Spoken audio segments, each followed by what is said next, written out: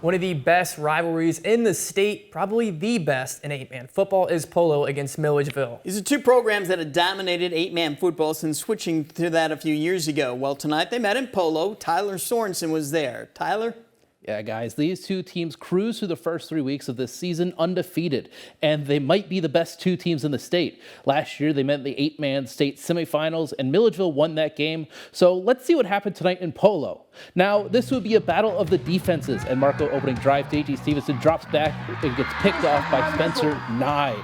Now, his name would be called so much this game. Now, on the ensuing drive for the Missiles, give to Connor Johnson, who gets dropped in the backfield by Esteban Canales, and that drive would result in a punt.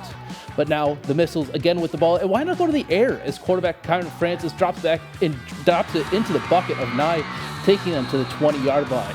And just a few plays later, Francis would find Carter Livingood with no one around him as he would just waltz into the end zone, giving the Missiles the lead with an 8-point lead.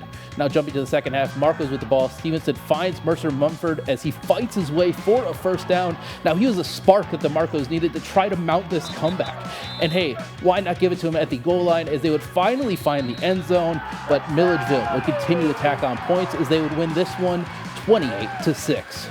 Now, guys, this Milledgeville squad has something special going on, and as Spencer Nye continues to play the way he did today, they're going to be super tough to beat. Now, guys, back to you.